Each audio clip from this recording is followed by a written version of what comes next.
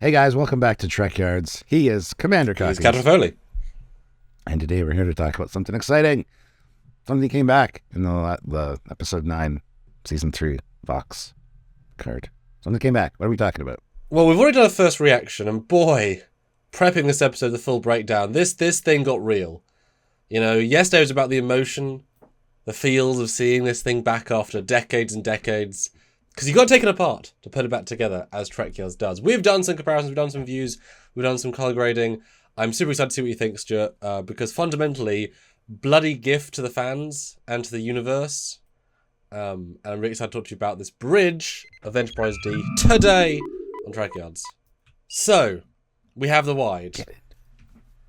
Yes, we do. It's so Enterprise D-like, isn't it? I mean, it's beautiful, right? Now, does anything stand out to you as being off? Anything at all? The lighting seems a little bit subdued still, and like I said, there's like a haze over it, like it's filled with like smoke. Yeah. So I don't know what's up with that, but everything looks and feels right. Let's put it that way. Yeah, so we built a digital version of this for Trek Shorts, and I textured it, so I have a certain intimate, you know, I zoomed around it in 3D for a while. For me, in terms of the build, it feels perfect, right? All the proportions, all the angles, all the curves, they didn't cut corners like we've seen in like the Excelsior recreation in Flashback from Voyager. That used to be a curve, now it's a straight line because it saved money. Like those things that you don't necessarily notice until you notice. This feels right. The thing does strike out to me, and obviously I've done the prep, so I now know what I'm saying, is that the walls are a significantly lighter yellow, and that in itself links to the fact there's so much yellow in the set, when the actual bridge, in my brain, it's slightly more colour variation. And as I said in another review, this thing was originally filmed on film, edited through physical editors that sliced up, bits of reels, graded it on a digital, I think, the equivalent of digital, as close to digital as you can get, and then released, and then remastered, etc. This is filmed on a 4K, 6K high-end camera, graded in a different way.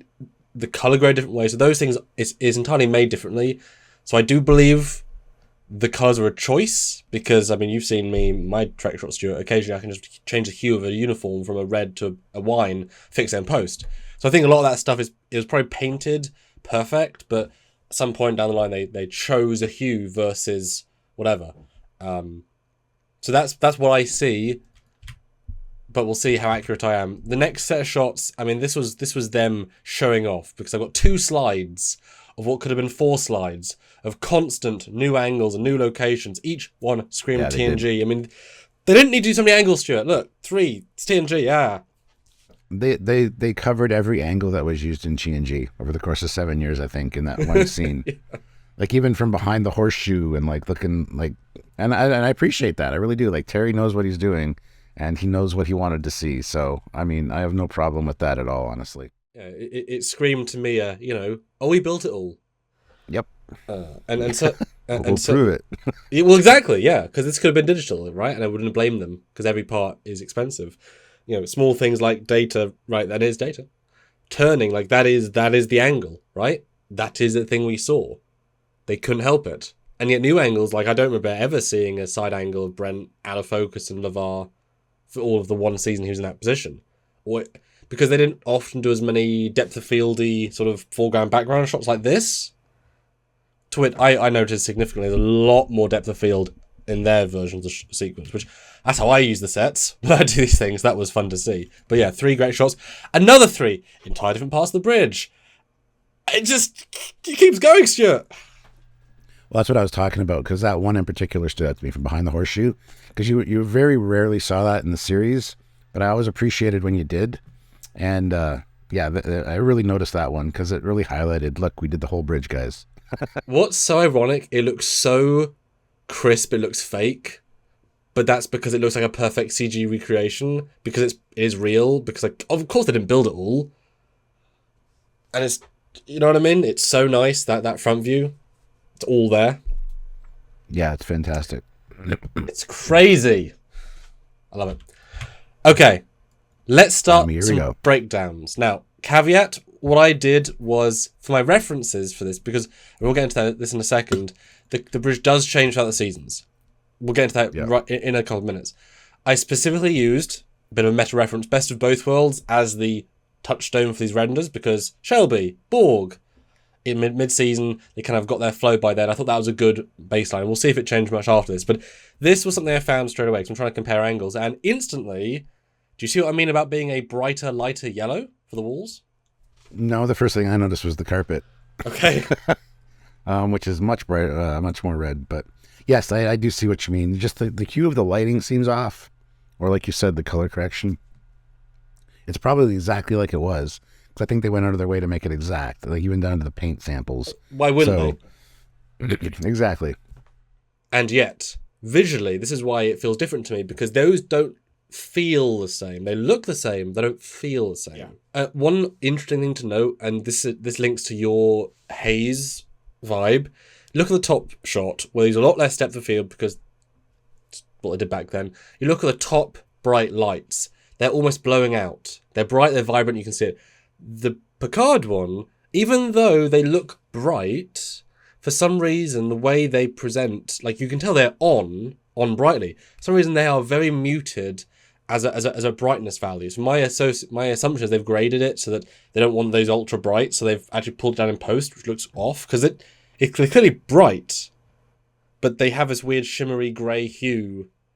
Mm-hmm. Where that that stands out. These two compared. Yeah, well, it's even the lighting behind, like the recessed part on the side.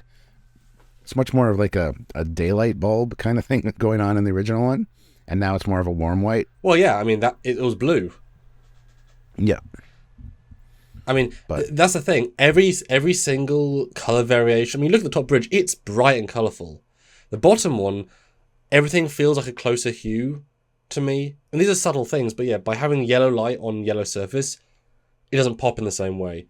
The padding, the internal padding, which in this other version apparently is more purple, is now the same rough shade as the carpet, which now means it feels like the same thing, whereas on the TNG top one, every single element of the bridge is a different shade. Bottom one, way close together. I'm intrigued by this, because you'd think it'd be the same, but why is there such a variation that only two put them together, that the new one just feels flatter? The thing's been recreated by Geordie. It was trashed. We get it.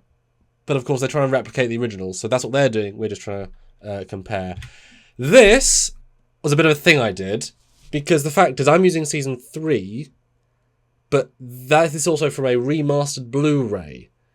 They changed the process of how they filmed, how they lit throughout the 7 years. So here is a screen cap of roughly the same wide angle from 7 seasons, and then the new Picard. What stands out here? Wow. What do you think? What might they be based on? Is there a season which is closer? What are you thinking? Well, I'm actually surprised at the consistency of the lighting. Look at Season 6 with the blue again at the side there. The thing that stands out to me, and I almost always forget, is that behind the captain's chair, that thing that changes. I don't know. It seems fairly consistent. Well, they did replace chairs and repaint from 1, 2, 3, but for me, this is 3, 4, 5, 6, and 7. You could interchange those shots. I don't know if you could tell which season's which from the colours, right? I mean, I was expecting, honestly, to be like, surprise, Season 7, it's more yellow, right? I was expecting to have that as a reveal here. But, I mean, 3 to 7, that's the same colour. It's the same orangey. No, not radically orangier, but certainly orangier than the Picard one. I mean, it's right there, right? What the hell's happening with 1 and 2? 1 is way more silvery and whiter lighting, and obviously Season 2, different company. The whole thing's graded flat yellow, which I didn't notice. I mean, because, you wouldn't necessarily notice it, but you look at the alcoves, which we know are this brighter grey. Now they have this orange hue over the walls. Super more yellow. That's colour grade that's affecting the same set. There was quite a change from Season 1 onward, because, they're finding their footing and seeing what works and what doesn't. And you wouldn't base it on the Season 1 bridge anyway. You'd base it on mid-season. Yeah, exactly. So again, the caveat of, is it colour grading? Do they paint a different colour? Well, I'm kind of shocked how consistent. And like I said, the lighting. I mean, already you can tell the lighting isn't quite as vibrant. It feels bright, but not as vibrant. Like they haven't let the whites pop as much. It's different, but I don't know why exactly. Well, we might get different lighting too in the next episode when they're actually doing things. Yeah. But here's a direct comparison again, season 3 on, again, interesting to note, behind the captain on the back panels, on TNG they look like a grey, a silver. On this version they have an orange hue. Now is that implying that all the stuff got hued orange? I don't know. The seats below it seem to be the correct grey. Every single subtle difference your brain sees, right? I'm trying to pick up on why is my brain saying it's close but not perfect. No, it's definitely interesting for sure. As we say, it is a restoration by Geordi, so that's the caveat. The next shot, though, again, I thought was super interesting. Well, the Enterprise D schematics look a little bit different. And again, season 3 one. They might have changed later, but that's what they are. Well, once again, that is an incredibly yellow wall. I mean, this was one of the biggest offenders. Yeah. I mean, that's bright yellow. Yeah, it really shows up in this comparison for sure. Much more of a beigey color in the other one. I mean, it's not even the same. It's not even the same ballpark of shade. Next shot, I couldn't find the exact angle, but I got close enough. This to me reads just, damn, in a good way. Yeah, super impressive. Wow. Like I said, I always appreciate these shots from behind the horseshoe because. And yesterday when we saw the episode, or the other day when we saw the episode, I really want to jump in and play Bridge Crew again and stand at the weapons station because I love this view. But yeah, everything looks perfect here, even the size and shape of the view screen. Everything feels right. It's odd that I don't necessarily associate the view screen bulk being so much darker than the rest of the bridge. Clearly, it's multiple shades darker. Still finds a way of being bright. In the TNG one, the new one, I mean, the top is pitch black, underneath a light. You know, you see the way it hits the hull, and then just below that, it's basically pitch black. It still feels mostly fine, but that's an example of how, in one show, it's all readable, and this, it does get lost. It does get lost in the frame a bit, but you can see the same light fall off on the ceiling, like it's the exact same. Yeah. You can see it, right? That's really nice. Yeah, like the bottom of the view screen is quite different, actually, now that I'm looking at it. But the top and sides feel right. Yeah, it's not an identical angle, so I'm not gonna hold that against him here. But I love how good that right alcove looks on the new Picard one. People don't quite realise that the padding doesn't go up to the ceiling. Little things like that, you know, but it adds colour depth. Again, a variation. The next shot, though, is, well, did you see what I did? Yeah. Yeah, orangified it. I changed the hue value of the walls. That's all I did. What do you think now? It's the difference between a daylight bulb and a warm white or whatever. Honestly, looks good though. Looks better. So it looks closer. Yeah, I would say so. All I did, literally, I went to the yellow value of color and I shifted it to the orange. Here's my version compared to TNG now. My brain says, good job. I like it. Again, though, I got to point out the wood is still darker in the new one as well. I didn't affect the wood. I just affected the color of the. This was just an experiment for the walls. But to me, these two now feel significantly closer. There's something that's in my brain that says, here you go. Swapping back, though, so you can directly compare between the two, so you can scroll between the two. I mean, we'll do it for the audience. Again, I think subtle difference, but they misaligned the hue, I think. Just a little bit. Next shot, with a problem shot with the yellow. It's so bright. Here's my fix. Wow. Yeah, that's night and day. No, that's much closer. I like that. Wow. Like I said, you don't know it's too bright until you put it side by side. It's like, yep, that was too bright. These aren't complaints, obviously. We're just pointing out what I saw, showing the graphics, and showing the exercise of what you could do in post. The next shot, though, just because I really wanted to, how times have not changed, was what I thought when I did this comparison. Yeah, well, yeah. Looks like they can get cameras a little bit lower than they did back in the day.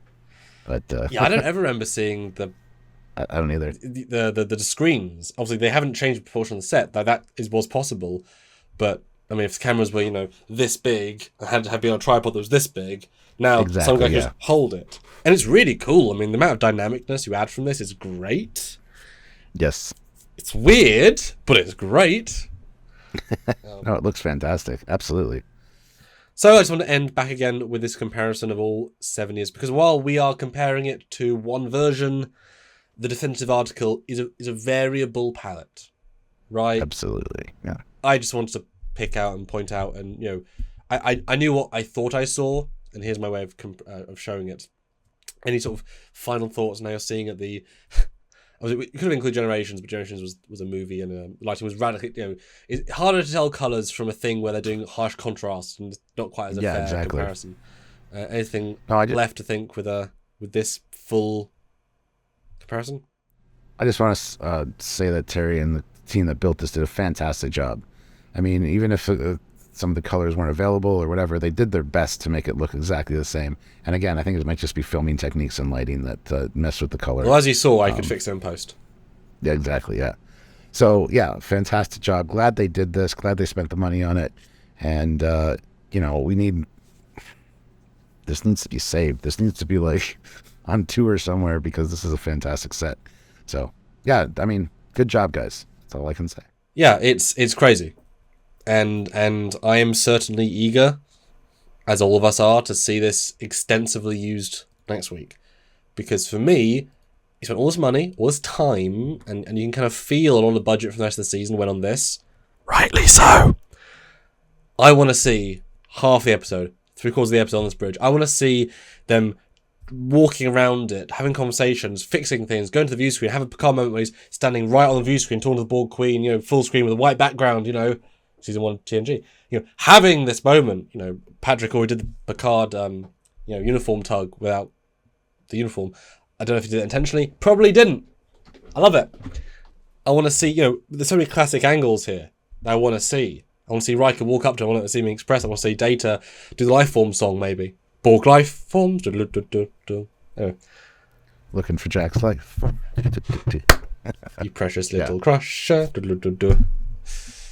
So there's all that stuff that now I'm kind of... He's opened Pandora's box of, oh my god, this is our last chance ever in the universe to have this. It's not about expectations, it's about potential. So I'm hoping that we get a lot of this and just live in this world, this bridge again, because it's remarkable, Absolutely. And you can see no expense was spared. Reminds me of when they did Relics, and there's that great angle, Scotty on the Enterprise bridge, and it's beautiful, and it reverses to Picard. It's not so great. And it's like, that's not what should be behind him there. Where is he? Because they put him on the same part of the set. They just didn't. So, little things like that they just didn't and couldn't do. This is it, right? This is it. So I'm very hopeful. Yep. Yep. And guys, hit that like button. Be sure to subscribe to the channel, click the notification bell icon so you don't miss any content. And like we said, go back and check out our first reaction to this as well because it's a totally different video, but it's right after we watched it and it's really quite good to watch. Yeah, exactly. So comment down below what you thought about this, what you think about our opinions and what we've done here, and just about this final shot of all of them together. What do you think? That they do a fantastic job? Let us know in the comment section. And by all means, join us for lives where we get to, hang out with you and talk with you in real time. And everyone around there, if you want to see us do more of these videos, these comparisons, breakdowns of old Trek, new Trek, in between Trek, support us monthly via Patreon or join the channel on YouTube. There are lots of great perk levels. Pick and support however you want, and then you're part of the channel and you're part of the fleet. Oh my goodness. Or one-time donations via super chatting during a live. If you see us doing, we'll do TNG reviews soon. We'll be back in this world with these characters. Hey, join in for those and super chat your thoughts, comments, questions, and your love for the shows. Or super thanks on any video like this one. Because we're not live, we're doing this pre-recorded. If you want super thanks, our work here, our comparisons. Hey, press the button, super thanks wherever you want. Or one-time donation at PayPal, which is trekyards@hotmail.com. All of it helps the show a lot. So thanks in advance. We can't wait to do more videos on this bridge and ship. And oh my goodness, exciting. That's right. So until next time, guys, he is Commander Cockings. Foley. See you later.